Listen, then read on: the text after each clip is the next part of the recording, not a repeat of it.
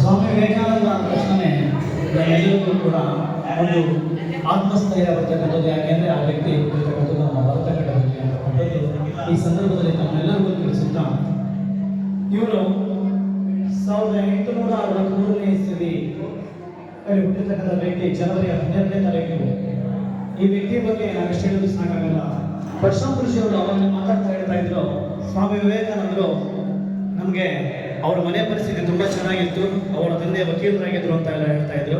ಆದರೆ ಒಂದು ಮಕ್ಕಳೇ, ನಮ್ಮ ಮನೆ ಪರಿಸ್ಥಿತಿ ಕೂಡ ತುಂಬ ಚೆನ್ನಾಗಿರ್ಬೋದು, ಎಲ್ಲಿವರೆಗೂ ಕೂಡ ನಮ್ಮ ತಂದೆ ತಾಯಿಯಂದರು ನಮ್ಮನ್ನು ನೋಡ್ಕೊಳ್ತಾರೋ ಅಲ್ಲಿವರೆಗೂ ಎಲ್ಲರ ಮನೆ ಪರಿಸ್ಥಿತಿಗಳು ಕೂಡ ಚೆನ್ನಾಗಿರುತ್ತೆ. ತಂದೆ ತಾಯಿಯ ಒಂದು ಅವರಿಂದ ಬಿಟ್ಟು ನಾವು ತಂದೆ ತಾಯಿ ಇಹಲೋಕವನ್ನು ತ್ಯಜಿಸಿದಾಗ ನಮ್ಮ ಕಾಲ ಮೇಲೆ ನಾವು ನಿಂತಾಗ ಪರಿಸ್ಥಿತಿಗಳು ಎಲ್ಲರಿಗೂ ಕೂಡ ಕೆಟ್ಟದಾಗತ್ತೆ. ಅದಕ್ಕೆ ಒಂದು ಉತ್ತಮ ಉದಾಹರಣೆ ಅಂದರೆ ಶ್ರೀ ಸ್ವಾಮಿ ವಿವೇಕಾನಂದ. ಯಾಕೆ ಅಂತಂದರೆ ಅವರ ತಂದೆಯ ಮರಣದ ನಂತರದಲ್ಲಿ ಸ್ವಾಮಿ ವಿವೇಕಾನಂದರವರ ಮನೆಯ ಪರಿಸ್ಥಿತಿ ತುಂಬ ಕೆಟ್ಟದಾಗಿತ್ತು. ಸ್ವಾಮಿ ವಿವೇಕಾನಂದರವರು 1873 ಇಸವಿಯಲ್ಲಿ ಈಶ್ವರಚಂದ್ರ ವಿದ್ಯಾಸಾಗರ ನಗರ ಸ್ಕೂಲ್ ಓದ್ತಾ ಇರ್ತಾರೆ. 1879ನೇ ಇಸವಿಯಲ್ಲಿ ಸ್ಕಾಟಿಷ್ ಕಾಲೇಜಿನಲ್ಲಿ ಅವರು ತಮ್ಮ ಒಂದು ಕಾಲೇಜ್ ಆರಂಭಿಸುತ್ತಾರೆ. ಜೊತೆಗೆ 1884ನೇ ಇಸವಿಯಲ್ಲಿ ಅವರು ಸ್ನಾತಕೋತ್ತರ ಪದವಿಯನ್ನು ಕೂಡ ಪಡ್ಕೊಳ್ತಾರೆ. ಈ ಸ್ನಾತಕೋತ್ತರ ಪದವಿಯನ್ನು ಪಡ್ಕೊಂಡಿರ್ತಕ್ಕಂಥ ಸ್ವಾಮಿ ವಿವೇಕಾನಂದರು ರಾಮಕೃಷ್ಣ ಪರಮಹಂಸರ ಬಳಿಗೆ ಹೋಗ್ಬೇಕಾಗತ್ತೆ. ಒಂದು ಪ್ರಶ್ನೆ ಬರುತ್ತೆ ಅವರಿಗೆ. ಆ ಪ್ರಶ್ನೆಗೆ ಉತ್ತರ ದೇವರು ಎಲ್ಲಿದ್ದಾನೆ ಅಂತಕ್ಕಂಥದ್ದು ಒಂದು ಮೊದಲ ಪ್ರಶ್ನೆ. ದೇವರು ಎಲ್ಲಿದ್ದಾನೆ ಅಂತಕ್ಕಂಥ ಪ್ರತಿಯೊಬ್ಬರಿಂದನೂ ಕೇಳ್ತಾರೆ, ಯಾರಿಂದನೂ ಕೂಡ ಸಮಂಜಸವಾದಂಥ ಉತ್ತರ ಸಿಕ್ಕಿರೋದು. ದೇವರನ್ನು ನಾನು ನೋಡಿಲ್ಲ ಅಂತ ಎಲ್ಲರೂ ಹೇಳಿರ್ತಾರೆ.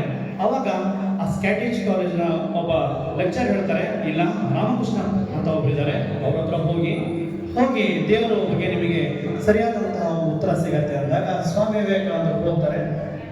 ಹೋಗಿ ರಾಮಕೃಷ್ಣ ಪರಮಹಂಸರನ್ನ ಭೇಟಿಯಾದಂಥ ಸಂದರ್ಭದಲ್ಲಿ ರಾಮಕೃಷ್ಣ ಪರಮಹಂಸರು ದೇವರನ್ನು ನಾನು ನೋಡಿದ್ದೀನಿ ಅಂತ ಹೇಳ್ತಾರೆ. ಜೊತೆಗೆ ಯಾವಾಗ ಅಪರೂಪ ಬಂದಂಥವ್ರಿಗೆ ಮನೆಗೆ ಅಪರೂಪ ಬಂದಾಗ ನಿಮ್ಮನ್ನು ಅಂಗಡಿ ನೋಡಿದ್ದೀನಿ, ನೀವು ನನಗೆ ಗೊತ್ತು ಅಂದ ತಕ್ಷಣ ನಾವೇ ಅಂಗಡಿ ಸ್ಟ್ರೇಂಜ್ ಲುಕ್ ಕೊಡ್ತೀವಿ. ಕಾರಣ ಇಷ್ಟೇ. ಯಾಕೆ ಅಂತಂದರೆ ಒಂದ್ಸರಿನೂ ಅವ್ರು ನಾವು ಭೇಟಿಯಾಗಿರ್ಲಿಲ್ಲ, ಹೇಗೆ ಅವ್ರು ನಮ್ಮ ನೋಡೋಕೆ ಸಾಧ್ಯ? ರಾಮಕೃಷ್ಣ ಪರಮಹಂಸರು ಅವ್ರನ್ನ ಮಾತಾಡಿಸಿದಾಗ ನರೇಂದ್ರ ಚೆನ್ನಾಗಿದೆಯಾ ಬಾಯಿಗೆ ಅಂತ ಕರೀತಾರೆ. ಸಡನ್ ಆಗಿ ಸ್ವಾಮಿ ವಿವೇಕಾನಂದ ಆಶ್ಚರ್ಯ ಆಗುತ್ತೆ, ನಾನು ಯಾವಾಗ ನೋಡಿದ್ರು, ನನ್ನ ಬಗ್ಗೆ ಏನು ಗೊತ್ತು ಇವರಿಗೆ, ಎಲ್ಲೋ ಹುಚ್ಚ ಇರಬೇಕು ಅಂತ ಅನ್ಕೋತಾರೆ. ಯಾಕೆ ಅಂತಂದರೆ ಸ್ವಾಮಿ ವಿವೇಕಾನಂದರಿಗೆ ರಾಮಕೃಷ್ಣ ಪರಮಹಂಸ ಅಂದ್ರೆ ಏನು ಗೊತ್ತಿರಲ್ಲ. ಅವಾಗ ರಾಮಕೃಷ್ಣ ಪರಮಹಂಸ ಅವರಿಗೆ ಕ್ವಶನ್ ಕೇಳ್ತಾರೆ, ನೀವು ದೇವರನ್ನು ನೋಡಿದ್ದೀರಾ ಅಂತ ಕೇಳ್ತಾರೆ. ಹೌದು, ನಾನು ದೇವರನ್ನು ನೋಡಿದ್ದೀನಿ, ನಾನು ದೇವ್ರ ಜೊತೆ ಮಾತಾಡಿದ್ದೀನಿ, ನನಗೆ ದೇವರನ್ನು ಏನು ಅಂತ ಗೊತ್ತು ಅಂತ ಹೇಳ್ತಾರೆ. ಸ್ವಾಮಿ ವಿವೇಕಾನಂದರು ಅವರ ಜೀವನದಲ್ಲಿ ದೇವರನ್ನ ನೋಡಿದ್ದೀನಿ ಅಂತ ಹೇಳ್ತಕ್ಕಂಥ ಮೊದಲನೇ ವ್ಯಕ್ತಿಯನ್ನ 1885ನೇ ಇಸವಿಯಲ್ಲಿ ಅಂದರೆ 84 ರಾಜ್ಯದಲ್ಲಿ ನೋಡ್ತಾರೆ. ಅದೇ ಸಮಯಕ್ಕೆ ಅದೇ ರೀತಿಯಾಗಿ ಅವರ ಅನುಯಾಯಿ ಅಂತಾರೆ ಸ್ವಾಮಿ ವಿವೇಕಾನಂದ ಅವರು, ರಾಮಕೃಷ್ಣ ಪರಮಹಂಸರ ಅನುಯಾಯಿ ಅಂತಾರೆ. ಜೊತೆಗೆ 1885ನೇ ಇಸವಿಯಲ್ಲಿ ಇವರು ಸ್ನಾತಕೋತ್ತರ ಪದವಿಯನ್ನು ಪಡೆದಿರ್ತಾರೆ. ಅದೇ ಸಮಯಕ್ಕೆ ಗಂಟಲಿನ ಕ್ಯಾನ್ಸರ್ಗೆ ರಾಮಕೃಷ್ಣ ಪರಮಹಂಸರು ತುತ್ತಾಗ್ತಾರೆ. ಆ ತುತ್ತಾದಂಥ ಸಂದರ್ಭದಲ್ಲಿ ಅವರ ಆರೋಗ್ಯ ಸಮಸ್ಯೆಯಿಂದ ಏನು ಮಾಡ್ತಾರೆ, ರಾಮಕೃಷ್ಣ ಪರಮಹಂಸರ ಆರೋಗ್ಯ ಸಮಸ್ಯೆಯಿಂದ ಇವರು ಸ್ವಾಮಿ ವಿವೇಕಾನಂದರು ಆ ಸಮಯಕ್ಕೆ ತನ್ನ ಓದನ್ನು ಅಲ್ಲಿಗೆ ನಿಲ್ಲಿಸಿ ಏನು ಮಾಡ್ತಾರೆ ಅಂದರೆ ಅವರ ಆರೋಗ್ಯ ಕಡೆ ಗಮನ ಕೊಡ್ತಕ್ಕಂಥ ಸ್ವಾಮಿ ವಿವೇಕಾನಂದರು ತುಂಬ ಅಂದರೆ ಗುರು ಅಂದರೆ ಏನು, ಗುರುವಿನಿಂದ ಏನು ಕಲಿಬೇಕು, ಗುರುವಿನ ಋಣವನ್ನು ಹೇಗೆ ತೀರಿಸಬೇಕು ಅಂತಕ್ಕಂಥದ್ದನ್ನು ಎಲ್ಲ ಅದು ತುಂಬ ಅವರಿಗೆ ತಲೆದಾಗಿ ಮಾಡ್ತಾರೆ. ಆದರೆ 1886ನೇ ಇಸವಿಯಲ್ಲಿ ರಾಮಕೃಷ್ಣ ಪರಮಹಂಸರು ಈ ಲೋಕವನ್ನು ತಿಳಿಸಿದ ನಂತರದಲ್ಲಿ ಸ್ವಾಮಿ ವಿವೇಕಾನಂದರವರು ಅವರ ಅನೇಕ ನೀತಿಕತೆಗಳಿಂದಾಗಿರುವುದು, ಅನೇಕ ಅವರ ತೋರಿಸಿಕೊಟ್ಟಿರುವ ಮಾರ್ಗಗಳಿಂದ ತನ್ನ ಜೀವನವನ್ನು ಮುಂದುವರಿಸ್ತಾ ಹೋಗ್ತಾರೆ. ಹೀಗಿರುವಂಥ ಸಂದರ್ಭದಲ್ಲಿ ಹೀಗೆ ಕೇರಳದ ಕನ್ಯಾಕುಮಾರಿಯಲ್ಲಿ ಹೋಗಿ ಧ್ಯಾನ ಕೂತಿರುವಂಥ ಸಂದರ್ಭದಲ್ಲಿ ಒಂದ್ಸಾರಿ ಹಾಗೆ ಅವರಿಗೆ ವಿಶ್ವಧರ್ಮ ಸಮ್ಮೇಳನ ಇದೆ ಅಂತೆ ಅಮೆರಿಕ ದೇಶದಲ್ಲಿ ಅಂತಕ್ಕಂಥದ್ದು ಒಂದು ಸುದ್ದಿ ಬರುತ್ತೆ. ಆದರೆ ಒಂದು ನೋಡಿ, ಸ್ವಾಮಿ ವಿವೇಕಾನಂದವರಿಗೆ ಆ ಸಮ್ಮೇಳನಕ್ಕೆ ಹೋಗುವಂತಹ ಒಂದು ದುಡ್ಡು ಯಾವುದೇ ರೀತಿಯಂತಹ ಹಣ, ಬಂಗಾರ, ನಾಣ್ಯ ಬರ್ತಾ ಇರಲಿಲ್ಲ.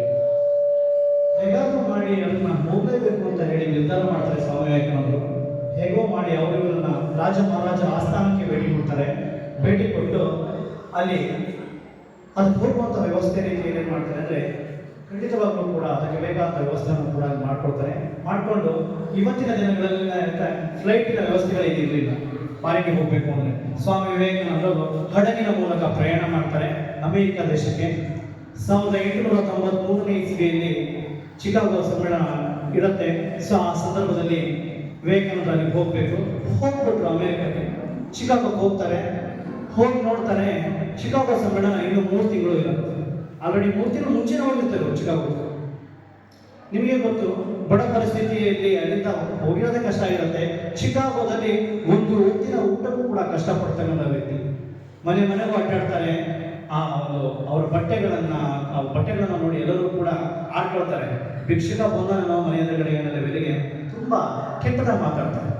ಕೆಟ್ಟದಾಗ ಮಾತಾಡಿದ ಸಂದರ್ಭದಲ್ಲಿ ವಿವೇಕಾನಂದ ಬೇಜಾರಾಗಲ್ಲ. ಹೇಗಾದ್ರೂ ಮಾಡಿ ನಾನು ಚಿಕಾಗೋ ಸಮ್ಮೇಳನಕ್ಕೋಸ್ಕರ ಬಂದಿದ್ದೀನಿ, ವಿಶ್ವ ಧರ್ಮ ಸಮ್ಮೇಳನ ನಡೀತಾ ಇದೆ, ನಾನು ಮಾತಾಡಲೇಬೇಕು ಅಂತ ಹೇಳಿ ವಿಚಾರ ಮಾಡ್ತಾರೆ. ವಿಚಾರ ಮಾಡಿದಂತಹ ವ್ಯಕ್ತಿ ಮನೆಗಳನ್ನೆಲ್ಲ ಸುತ್ತಿ ಒಂದು ಹೊತ್ತಿನ ಊಟಕ್ಕೂ ಕೂಡ ಕಷ್ಟಪಟ್ಟು ಹೇಗೋ ಮಾಡಿ ಬಾಸ್ಟನ್ ನಗರವನ್ನು ತಲುಪ್ತಾರೆ. ತಲುಪಿದಂತಹ ಸಂದರ್ಭದಲ್ಲಿ ಒಬ್ಬ ಮಹಿಳೆ ಕ್ಯಾಥರಿನ್ ಅಂತಕ್ಕಂಥವಳು ಆ ಸಮಯದಲ್ಲಿ ಸ್ವಾಮಿ ವಿವೇಕಾನಂದರಿಗೆ ಹೆಲ್ಪ್ ಮಾಡ್ತಾಳೆ. ಅವರಿಗೆ ಮನೆಯಲ್ಲಿ ಆಶ್ರಯ ಕೂಡ ಕೊಡ್ತಾಳೆ. ಕೊಟ್ಟಂತಹ ಸಂದರ್ಭದಲ್ಲಿ ವಿವೇಕಾನಂದ ಅವ್ರ ಮನೆಯಿಂದಲೇ ಹೋಗಿ ಅನೇಕವಾಗಿರ್ತಕ್ಕಂಥ ಒಂದು ವಿಶ್ವದಲ್ಲಿ ನಡೀತಕ್ಕಂಥ ಅನೇಕ ಘಟನೆಗಳನ್ನು, ಲೈಬ್ರರಿಯ ಪುಸ್ತಕಗಳನ್ನು ಓದಿ ತಿಳ್ಕೊತಾ ಇದ್ರು. ಹೀಗೆ ಅವಾಗ ಧನುಷ್ ಬಿಟ್ಟು ಕಟ್ಟೆ ಹೇಳ್ತಾ ಇದ್ದ, ಪುಸ್ತಕಗಳನ್ನು ಓದ್ಬೇಕಾದ್ರೆ ಅಮೆರಿಕದಲ್ಲಿ ನಡೆದಿರ್ತಕ್ಕಂಥ ಘಟನೆ ಲೈಬ್ರರಿಗೆ ಸಿಟ್ಟು ಬರುತ್ತೆ.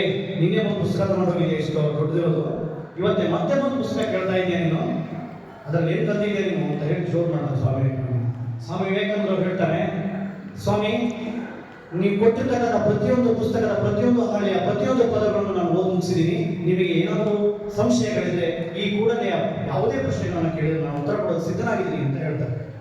ಆ ಸಂದರ್ಭದಲ್ಲಿ ಆ ಲೈಬ್ರರಿಯಲ್ಲಿ ಇರ್ತಕ್ಕಂಥ ಲೈಬ್ರರಿಯನ್ನು ಕ್ವಶನ್ ಕೇಳಿದ ಸ್ವಾಮಿ ವಿವೇಕಾನಂದರು ಪ್ರತಿಯೊಂದು ಪುಟದ ಪ್ರತಿಯೊಂದು ಪದಗಳನ್ನು ಕೂಡ ಯಥಾವತ್ತಾಗಿ ಹೇಳ್ತಾರೆ. ಲೈಬ್ರರಿಯಲ್ಲಿ ಆಶ್ಚರ್ಯ ಆಗುತ್ತೆ. ಅವ್ರು ಎಂತಹ ಒಂದು ಪಾಂಡಿತ್ಯ ಇದೆ ವ್ಯಕ್ತಿಗೆ. ನಿಜವಾಗ್ಲೂ ಭಾರತ ದೇಶದ ಗೊತ್ತಿರ್ತಕ್ಕಂಥ ವ್ಯಕ್ತಿ ಮುಂದೊಂದು ದಿನ ಒಳ್ಳೆ ಸಾಧನೆ ಮಾಡ್ತಾನೆ, ನಾವು ವಿಶ್ವಕ್ಕಿಂತ ವ್ಯಕ್ತಿಯ ಕೊಡುಗೆ ಬೇಕು ಅಂತ ಅವರು ಅವತ್ತೇ ಎಲ್ಲ ಅನ್ಕೊಳ್ತಾರೆ. ಜೊತೆಗೆ ವಿಶ್ವದ ಸಮ್ಮೇಳನ ಹತ್ರ ಬರ್ತಾ ಇದೆ. ಸ್ವಾಮಿ ವಿವೇಕಾನಂದ ಚಿಕಾಗೋಗೆ ಹೋಗ್ತಿದ್ದಾರೆ. ಆದರೆ ಒಂದು ನೆನ್ಪಿಟ್ಕೊಳ್ಳಿ, ಎಲ್ಲಿಗೂ ಹೋಗ್ಬೇಕು ಅಂತಂದ್ರೆ ನಮಗೆ ಅಲ್ಲಿ ಹೋಗ್ಬೇಕಾದ್ರೆ ಒಂದು ಕಾರ್ಯಕ್ರಮಕ್ಕೆ ಹೋಗ್ಬೇಕು, ದೊಡ್ಡ ಕಾರ್ಯಕ್ರಮಕ್ಕೆ ಅಂದ್ರೆ ಒಂದು ಅನುಮತಿ ಪತ್ರ ಬೇಕಾಗಿರುತ್ತೆ.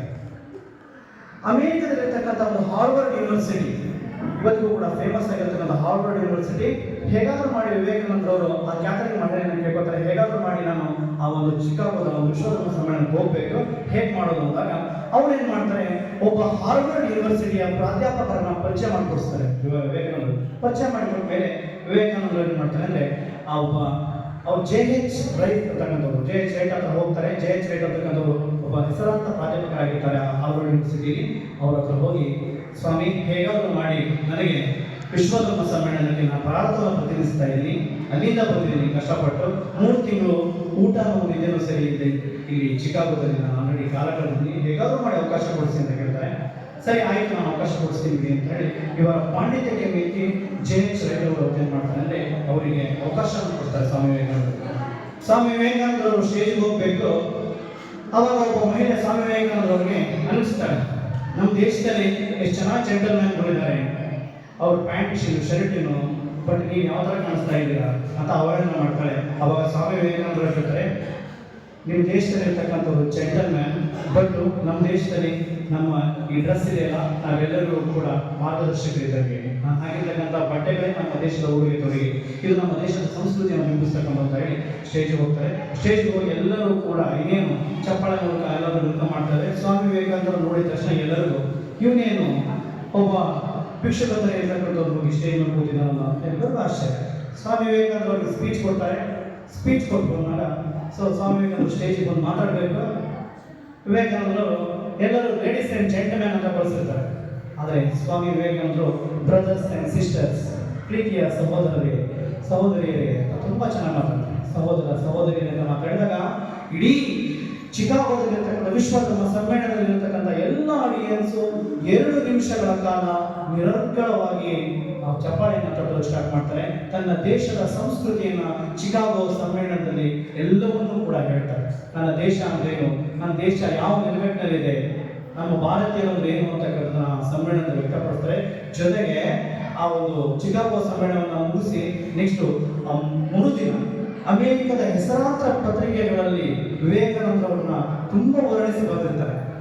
ಒಂದು ಗಗನ ತಾರೆ ಲೆವೆಲ್ಗೆ ವಿವೇಕಾನಂದರವ್ರನ್ನ ಅವರು ಚಿಕಾಗೋ ಸಮ್ಮೇಳನದಿಂದ ವರ್ಣಿಸಿ ಬರ್ತಿದ್ದಾರೆ. ತುಂಬಾ ಚೆನ್ನಾಗಿ ವಿವೇಕಾನಂದರು ಭಾರತದ ಸಂಸ್ಕೃತಿಯನ್ನು ಆ ದಿನದಲ್ಲಿ ಅವತ್ತು ತುಂಬಾ ಚೆನ್ನಾಗಿ ಬಿಡಿಸ್ತಾರೆ. ಜೊತೆಗೆ ಸ್ವಾಮಿ ವಿವೇಕಾನಂದರು ಹಡಗಿನಲ್ಲಿ ಬರಬೇಕಾದ್ರೆ ಒಬ್ಬ ಯಾರೋ ವಿದೇಶಿ ಒಬ್ಬ ಏನಂದ್ಬಿಡ್ತಾರೆ ಅಂದ್ರೆ ನಮ್ಮ ಭಾರತದ ಸಂಸ್ಕೃತಿಯನ್ನ ಕುರಿತು ಕೆಟ್ಟ ಮಾತಾಡ್ಬಿಡ್ತಾರೆ. ಸ್ವಾಮಿ ವಿವೇಕಾನಂದರಿಗೆ ಸಿಟ್ಟಿಲ್ಲ ಅನ್ಕೋಬೇಡಿ ನೀವು. ಸ್ವಾಮಿ ವಿವೇಕಾನಂದರಿಗೆ ಸಿಟ್ಟು ಕೂಡ ಇತ್ತು, ಆದ್ರೆ ಎಲ್ಲದನ್ನೂ ಕೂಡ ಕಂಟ್ರೋಲ್ ಮಾಡ್ಕೊಂಡಿದ್ರು. ಅದರಿಂದನೇ ಒಬ್ಬ ಸನ್ಯಾಸಿ ಕೂಡ ಆಗಿದ್ರು, ಇಲ್ಲ ಅಂತಲ್ಲ. ಆದ್ರೆ ಸ್ವಾಮಿ ವಿವೇಕಾನಂದರವರು ಭಾರತ ಸಂಸ್ಕೃತಿಯ ಬಗ್ಗೆ ಅವರು ಮಾತಾಡಿದಾಗ ಹಡಗಿನಲ್ಲಿ ಹೋಗ್ಬೇಕಾದ್ರೆ ಆ ವ್ಯಕ್ತಿಯ ಕೊರಡಪಟ್ಟೆಯನ್ನು ಅವರು ಹಿಡಿತಾರೆ. ಸ್ವಾಮಿ ವಿವೇಕಾನಂದರು ಏನು ನನ್ನ ದೇಶ ಅಂದ್ರೆ ಏನು ಗೊತ್ತೀನಿ, ನನ್ನ ದೇಶದ ಬಗ್ಗೆ ಏನು ಮಾತಾಡ್ತೀಯ ನೀನು, ಇನ್ಮೇಲೆ ಈ ಥರ ಮಾತಾಡಿದ್ರೆ ಸರಿ ಇರಲ್ಲ ಅಂತ. ಅವತ್ತು ನನ್ನ ದೇಶ ಏನು ಅಂತಕ್ಕಂಥ ಹಡಗಿನಲ್ಲಿರ್ತಕ್ಕಂಥ ಎಲ್ಲರಿಗೂ ಕೂಡ ಕಳಿಸ್ತಾರೆ. ಹೀಗೆ ಸ್ವಾಮಿ ವಿವೇಕಾನಂದರು ಭಾರತಕ್ಕೆ ಬರ್ತಾರೆ. ಭಾರತಕ್ಕೆ ಬಂದ ನಂತರದಲ್ಲಿ ಅನೇಕ ಪುಸ್ತಕಗಳನ್ನು ಬಿಡುಗಡೆ ಮಾಡ್ತಾರೆ. ರಾಜಯೋಗ ಆಗಿರ್ಬೋದು, ಕರ್ಮಯೋಗ, ಮಯೋವಾಸ್ತಸ್ ಆಗಿರ್ಬೋದು, ಸುಮಾರು ಪುಸ್ತಕಗಳನ್ನು ಬಿಡುಗಡೆ ಮಾಡ್ತಾರೆ. ಜೊತೆಗೆ ಭಾರತಕ್ಕೆ ಬಂದ ನಂತರದಲ್ಲಿ ಸ್ವಾಮಿ ವಿವೇಕಾನಂದರು ಸ್ವಲ್ಪ ಜಾಗ ತಗೋಬೇಕು, ನಾನು ನನ್ನ ಗುರುವಿನ ಸರಿ ನೆನಪಿಗಾಗಿ ಅಂತ ಹೇಳಿ ಗಂಗಾ ನದಿಯ ತೀರದಲ್ಲಿ ಒಂದು ಜಾಗ ತಗೊಂಡಿರ್ತಾರೆ. ಹೇಗಾದರೂ ಮಾಡಿ ರಾಮಕೃಷ್ಣ ಪರಮಹಂಸರ ಒಂದು ನೆನಪಿಗಾಗಿ ನಾನು ಜಾಗ ತಗೊಂಡು ನಾನು ಏನಾದರೂ ಮಾಡಬೇಕು ಅಂತ ಹೇಳಿ ಜಾಗ ತಗೊಂಡಿದ್ದೆ. ಅದು ತುಂಬಾ ಬೆಲೆ ಮಾಡಿಕೊಟ್ಟು ಎಲ್ಲ ತನ್ನ ಒಂದು ಅನುಯಾಯಿಗಳನ್ನ ಇಟ್ಕೊಂಡು ಜಾಗ ತಗೊಂಡಿದ್ರು. ಇನ್ನೇನು ಅನ್ನೋದು ಏನೋ ಸ್ಥಾಪನೆ ಮಾಡಬೇಕು ರಾಮಕೃಷ್ಣ ಪರಮಹಂಸರ ಒಂದು ಸವಿ ನೆನಪಿಗಾಗಿ ಅಂತ ಏನೋ ಮಾಡ್ತಾರೆ.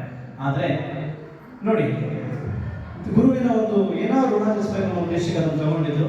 ಅದೇ ಸಮಯಕ್ಕೆ ಬಂಗಾಳದಲ್ಲಿ ಭೀಕರ ಕ್ಷಾಮ ಬಿದ್ದಿತ್ತು. ಭೀಕರವಾದಂತಹ ಕ್ಷಾಮ ಬಿದ್ದಾಗ ಜನ ತುಂಬಾ ಸಂಕಷ್ಟಕ್ಕೆ ಸಿಲುಕಿದಾಗ ಸ್ವಾಮಿ ವಿವೇಕಾನಂದರವರು ತಲೆ ಬರುತ್ತೆ, ಎಲ್ಲರೂ ಕಷ್ಟದಲ್ಲಿರಬೇಕಾದ್ರೆ ನಾನು ಒಂದು ಕಲ್ಕತ್ತಾದಲ್ಲಿ ಹೋಗಿರ್ತಕ್ಕಂಥವ್ರು, ಸೊ ಹಾಗಾಗಿ ಜನಕ್ಕೆ ಏನಾದರೂ ಮಾಡಬೇಕು, ಇದರಿಂದ ನಮ್ಮಿಂದ ಏನಾಗುತ್ತೋ ಬಟ್ಟೆ ಮತ್ತೆ ವಸತಿ ಸೌಲಭ್ಯ ಏನಾದರೂ ಮಾಡೋಣ ಅಂತ ಹೇಳಿ ಆ ಜಾಗವನ್ನು ಅವತ್ತು ಮಾರಾಟ ಮಾಡ್ತಾರೆ. ಎಲ್ಲ ಇರ್ತಕ್ಕಂಥವ್ರು ಸ್ವಾಮಿಗಳೇ ನಿಮಗೇನಾಗಿದೆ, ತುಂಬಾ ದುಡ್ಡು ಕೊಟ್ಟು ತಗೊಂಡಿರೋದು, ಇದನ್ನೇ ಮಾಡ್ತಾ ಇದ್ದೀನಿ ಅಂತ ಹೇಳ್ತಾರೆ. ಇಲ್ಲ, ನನ್ನ ದೇಶದ ಜನಕ್ಕೋಸ್ಕರ, ನಾನು ಹುಟ್ಟಿ ಬೆಳೆದಿರ್ತಕ್ಕಂಥ ನಾಡಿಗೋಸ್ಕರ ಇದು ಕೊಡ್ತಾ ಇದ್ದೀನಿ, ಬೇರೆ ಕೊಡ್ತಾ ಇಲ್ಲ ಅಂತ ಹೇಳ್ತಾರೆ. ಹೀಗೆ ತಮ್ಮ ಒಂದು ಜಾಗವನ್ನು ಕೂಡ ತನಗೋಸ್ಕರ ತಾನು ಏನು ಇಟ್ಕೊಳ್ದೇನೆ ಮಾರಾಟ ಮಾಡ್ತಾರೆ. 1897ನೇ ಇಸವಿಯಲ್ಲಿ ರಾಮಕೃಷ್ಣನ ಮಿಷನ್ ಅಂತಕ್ಕಂಥ ಒಂದು ಸಂಸ್ಥೆಯನ್ನು ಸ್ಥಾಪನೆ ಮಾಡ್ತಾರೆ. ಈ ರಾಮಕೃಷ್ಣ ಮಿಷನ್ ಅಂತ ಸಂಸ್ಥೆಯನ್ನು ಸ್ಥಾಪನೆ ಮಾಡಿರ್ತಕ್ಕಂಥ ವ್ಯಕ್ತಿ ತನ್ನ ಹೆಸರನ್ನ ಅದಕ್ಕೆ ಇಟ್ಕೊಳ್ಳಲ್ಲ, ಅದರ ಅಧ್ಯಕ್ಷತೆಯನ್ನ ತಾನು ಇಟ್ಕೊಂಡಲ್ಲ. ಸ್ವಾಮಿ ವಿವೇಕಾನಂದರು ಬ್ರಹ್ಮಾನಂದರನ್ನ ಅದರ ಅಧ್ಯಕ್ಷರನ್ನಾಗಿ ಮಾಡ್ತಾರೆ. ಆ ಸಮಯದಲ್ಲಿ ನನಗೆ ಅಧ್ಯಕ್ಷತೆ ಬೇಡ, ನನಗೆ ಯಾವುದೇ ರೀತಿಯಾದಂತಹ ಒಂದು ನನಗೆ ಇಲ್ಲಿ ಇರ್ತಕ್ಕಂತಹ ಒಂದು ಅಧಿಕಾರ ಒಂದು ಇದು ಬೇಡ ಅಂತ ಹೇಳಿ, ಯಾವುದೇ ಅಧಿಕಾರ ಬೇಡ, ನಾನು ಎಲ್ಲರ ಜೊತೆ ನಾನೊಬ್ಬನಾಗಿರ್ತೀನಿ ಬಿಟ್ರೆ ನನಗೆ ಏನು ಬೇಡ ಅಂತ ಹೇಳಿ ರಾಮಕೃಷ್ಣನ ಮಿಷನ್ ಅನ್ನು ಸ್ಥಾಪನೆ ಮಾಡಿ ಬ್ರಹ್ಮಾನಂದರನ್ನು ಅಧ್ಯಕ್ಷರಾಗಿ ಮಾಡ್ತಾರೆ. ಕೊನೆಯದಾಗಿ ಇವರು ಸ್ವಾಮಿ ವಿವೇಕಾನಂದವರು ಒಂದು ದಿನ ತನ್ನ ಅನುಯಾಯಿಗೆ ಏನ್ ಮಾಡ್ತಾರೆ ಅಂದ್ರೆ, ಈ ಕಲ್ಕತ್ತಾದಲ್ಲಿ ಬೇಲೂರು ಮಠ ಅಂತ ಬರುತ್ತೆ, ಆ ಬೇಲೂರು ಮಠದಲ್ಲಿ ಕೂತಾಗ ತನ್ನ ಒಬ್ಬ ಅನುಯಾಯಿ ಕರೀತಾರೆ, ಬಾಯಿಲಿ ಅಂತ ಬರ್ತಾನೆ, ಬೇಗ ಹೋಗಿ ಕ್ಯಾಲೆಂಡರ್ ತಗೋಬಾ ಅಂತ ಕಳಿಸ್ತಾರೆ.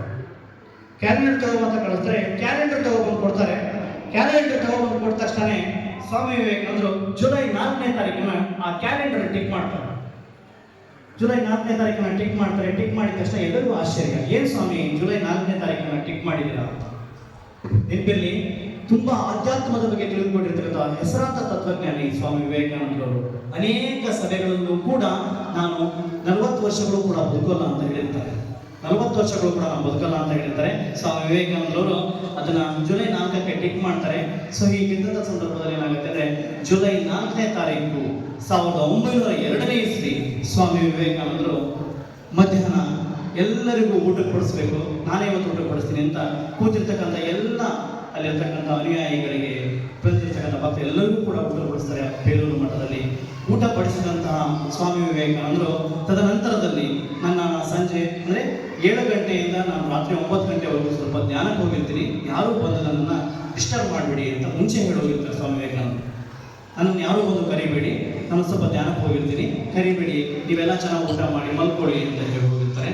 ಹೀಗೆ ಹೇಳಿರ್ತಕ್ಕಂಥ ಸ್ವಾಮಿ ವಿವೇಕಾನಂದರು 1902 ಜುಲೈ 4ರಂದು ಈ ಲೋಕವನ್ನು ತ್ಯಜಿಸ್ತಾರೆ. ಸ್ವಾಮಿ ವಿವೇಕಾನಂದ ಅಂದ್ರೆ ಅದೇ ನೋಡಿ, ತಾನು ಹುಟ್ಟಿರ್ತಕ್ಕಂಥ, ತಾನು ಯುದ್ಧದಿಂದಲೇ ಸಾಯ್ತೀನಿ ಅಂತಕ್ಕಂಥ ಒಂದು ದಿನ ಗೊತ್ತಿತ್ತು ಆ ವ್ಯಕ್ತಿಗೆ. ಅಂದ್ರೆ ಎಷ್ಟು ಈ ದೇಶದ ಸ್ವತಂತ್ರಕ್ಕೋಸ್ಕರ ಯುವ ಜನತೆಯನ್ನ ಕೊಡಿ, ನನ್ನ ದೇಶವನ್ನು ನಾನು ಸ್ವತಂತ್ರಗೊಳಿಸ್ತೀನಿ ಅಂತ ಅವತ್ತಿನ ದಿನನೇ ಕೇಳ್ಕೊಂಡಿದ್ರು. ಅದಕ್ಕೋಸ್ಕರನೇ ಎದ್ದೇಳಿ ಗುರಿ ಮುಟ್ಟುವ ತನಕ ನಿಲ್ಲದಿರಿ ಒಂದು ಮಾತು ಹೇಳಿದ್ರು.